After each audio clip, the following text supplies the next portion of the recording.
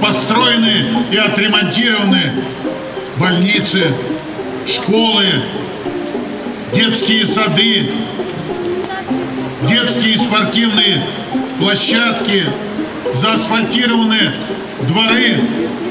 Будет в следующем году